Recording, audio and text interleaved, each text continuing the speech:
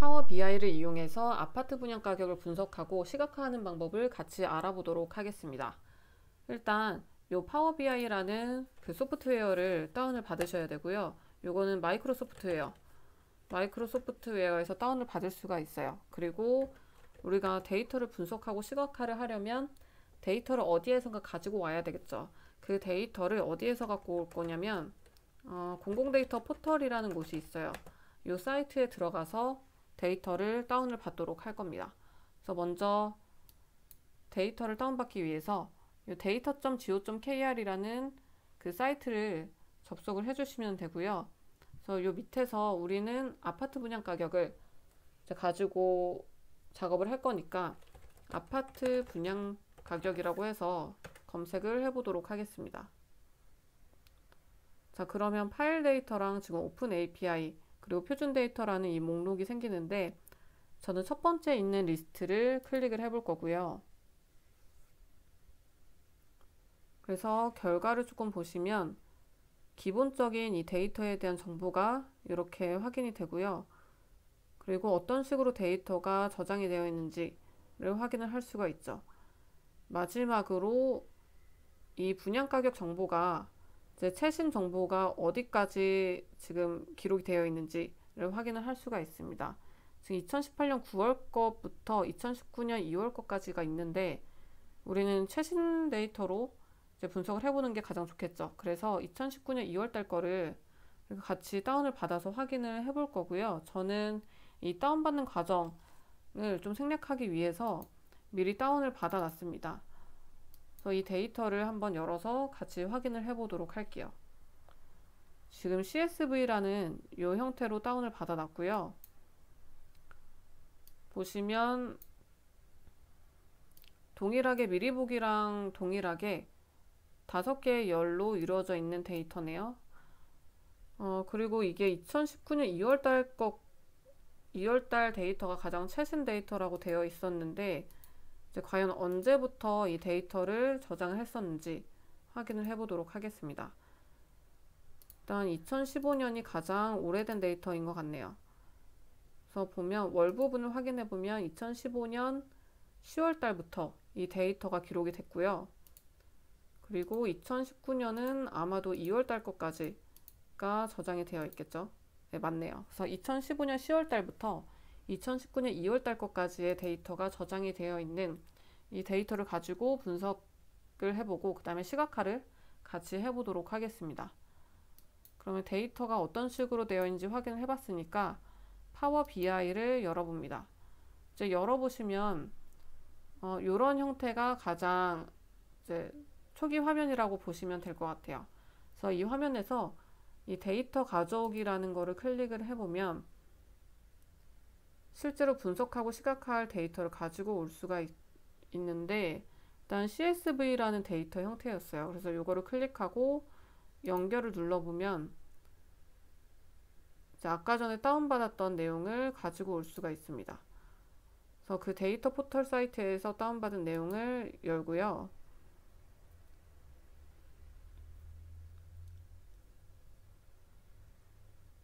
열어서 우리가 원하는 형태로 조금 다시 정리를 할 예정입니다. 그래서 이제 파워 BI로 데이터를 가지고 왔고 데이터 변환을 해야지만 원하는 형태로 좀 변경이 가능하고요. 그래서 지금 쿼리 편집기라는 게 열리고 있습니다. 그래서 보시면 이제 여러 개의 열들이 있는데 아까 잠깐 눈썰미가 좋으신 분들은 아시겠지만 이 분양 가격을 보시면 널값이라고 있어요. 아무 가격도 들어있지 않은 이제 빈 값이 들어있는 칸인데 이거는 데이터 분석할 때 필요한 부분이 아니기 때문에 체크 해제를 한 다음에 이제 확인을 해주고요. 그리고 연도랑 월 같은 경우에도 지금 날짜로 하나의 열로 좀 통합을 하는 것이 좋을 것 같아서 얘네 두 개를 선택을 한 다음에 이제 변환 탭을 누르시면 열병합이라고 있습니다. 이 열병합을 선택을 해주고요. 그래서 이 연도랑 월을 구분을 좀 해주기 위해서 저는 사용자 지정을 눌러서 이 대시 마이너스라는 걸로 연도랑 월을 좀 구분을 해줄 거고요. 그리고 새 열 이름은 날짜로 변경을 좀 해보도록 하겠습니다. 그래서 확인을 눌러주고, 그리고 이 날짜 옆에 써 있는 이 ABC라는 게 지금 데이터 형태를 나타내 주는 건데, ABC가 그 문자 형태로 지금 되어 있다라는 거예요. 그래서 얘는 날짜는 날짜 형태로 되어 있어야지 되니까 날짜로 이제 선택을 해주고요. 그 다음에 보시면 이제 목록이 완전하지 않은 것 같다라고 뜨는데 추가 로드를 눌러주시면 됩니다.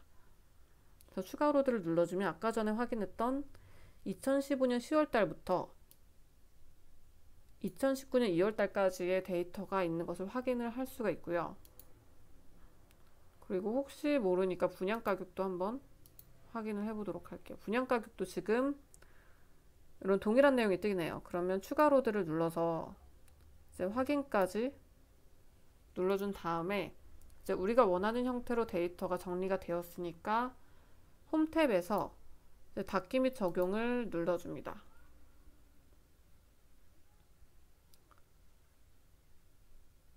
지금 적용이 되고 있고요.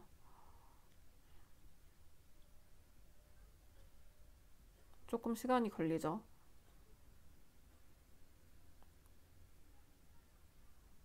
네, 일단 요 기본 창에는 아무것도 변한 게 없어요. 그런데 지금 보시면 필드 부분을 보시면 이거 좀 같이 보도록 할까요? 네, 필드 부분 보시면 이렇게 어떤 리스트들이 생겨났고요. 그 다음에 시각화 부분은 그다지 변경이 된 게 없는데 우리는 오른쪽에 나와 있는 필드를 가지고 시각화를 할 예정입니다. 그래서 시각화 부분에서 요 두 번째 줄에 있는 꺾은 선형 차트를 선택을 해줄 거고요. 그리고 이제 분양 가격이랑 그 다음에 날짜 이렇게 두 가지만 선택을 해서 이제 데이터를 시각화를 해보도록 하겠습니다. 자, 그러면 일단 2015년도부터 19년도까지의 데이터가 시각화가 되긴 했는데 좀 이제 그래프가 그냥 한눈에 보기에도 이상하죠. 그래서 이상한 이유가 이 분양 가격을 일단 보시면 합계로 되어 있어요. 그런데 아까 전에 확인했듯이 2015년이랑 2019년은 이제 두 달, 세 달이라는 그 기간 동안만 데이터가 있기 때문에 다른 기간은 이제 12개월 동안의 기록이 있는데 반해서 2015년, 2019년은 2, 3개월 정도의 데이터만 있기 때문에 합계로 해주게 되면 이제 명확한 데이터를 분석을 할 수가 없는 거죠. 그래서 평균이라는 걸로 좀 변경을 해주고요. 그 다음에 날짜도 날짜 계층이 아니라 날짜로 이제 선택을 해봤습니다. 그러면 이제 제대로 된 데이터가 좀 나온 것 같네요. 그래서 2015년도부터 시작해서 2019년도까지 정말 거의 일정하게 분양 가격이 올라가고 있다는 걸 확인을 할 수가 있죠. 그래서 이렇게 간단하게 일단 데이터를 시각화를 좀 해봤고요. 근데 아까 전에 지역이라는 게 있었죠.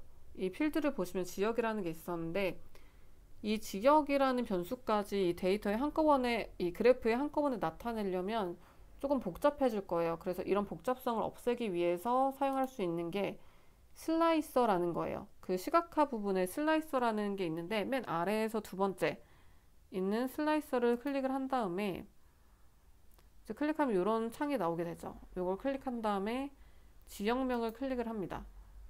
그러면 이렇게 아까 전에 엑셀 파일에 있었던 지역명들이 리스트로 정리가 돼서 보여지고요. 자, 그러면 이 상태에서 경기도를 누르면 이제 경기도에 해당되는 그래프만 확인을 할 수가 있어요. 방금 전에 아무것도 선택하지 않았을 때는 전체 지역에 대한 어떤 내용들이 그래프로 나타났다라고 보시면 되고요. 지금 서울을 클릭해서 보면 이제 서울에 대한 어떤 그 분양 가격의 추이를 확인을 할 수가 있는 거죠. 네, 이런 식으로 해서 이제 변수가 많아지면 많아질수록 그래프의 형태가 굉장히 복잡해지기 때문에 슬라이서를 이용을 해서 좀 그 세부적인 내용을 확인을 할 수가 있고요. 그래서 이런 식으로 이제 여러 지역에 대해서 각자 다르게 확인을 해볼 수가 있습니다. 네, 그리고 추가적으로 우리가 이것보다 좀 더 세부적인 내용을 알고 싶다라고 하면 그 상자 수렴 그림을 확인을 할 수가 있는데, 요거는 시각화에서 추가를 해주셔야 돼요. 이 점점점 부분을 눌러주시면 마켓플레이스에서 가져오기를 눌러서 시각화 도구를 좀 추가를 해줄 수가 있습니다. 저는 방금 전에 이야기했던 그 상자 수렴 그림을 가지고 올 거고요. 검색 부분에서 박스 앤 휘스커라고 검색을 해보면 첫 번째로 나오는 걸 추가를 해줄 거고요. 그 다음에 요 새로 생긴 내용을 선택을 한 다음에 이제 여기에서 뭐 지역명이랑 분양 가격 그리고 규모 구분으로 해서 좀 만들어 보도록 하겠습니다. 지금 충북이 선택이 되어 있어서 요거 하나만 나왔었는데, 보시면 이제 서울부터 울산까지 이제 모든 지역에 대한 정보를 확인을 할 수가 있는데, 이제 울산 부분에서 제가 이렇게 마우스를 올려놓도록 해보겠습니다. 그러면 좀 보이실까요? 보면 맥시멈이 지금 120만원, 제곱미터당 120만원이라고 보시면 되고요. 미니멈이 120만원, 네 맞죠, 120만원이고 이제 미니멈이 30만원이네요. 그리고 이제 쿼트 3이랑 쿼트 1이라는 게 있는데, 이제 요게 어떤 평균 분포라고 보시면 돼요. 미디언이라는 애가 지금 80만원, 이제 평균 값이 80만원이고, 얘를 기준으로 해서 120만원이랑 70만원 정도의 어떤 분포가 있다라고 보시면 되고요. 그래서 가장 많은 그 분양 가격이 70만원에서부터 이제 쿼트 1은 70만원부터 쿼트 3인 120만원 사이가 가장 그 분양 가격의 분포가 많은 부분이다라고 보시면 될 것 같아요. 그래서 지금 울산이 120만원부터 70만원 사이에 있는 요 120만원부터 70만원 사이에 있는 요 부분이 이제 가장 큰 이 사각형을 이루고 있다라고 보시면 되고요. 그리고 평균 가격이었던 그 90만원 부분이 이런 포인트로 이루어져 있다라는 것을 확인을 할 수가 있죠. 이제 서울을 한번 확인을 해볼게요. 서울 같은 경우에는 다시 좀 확대를 해보도록 할게요.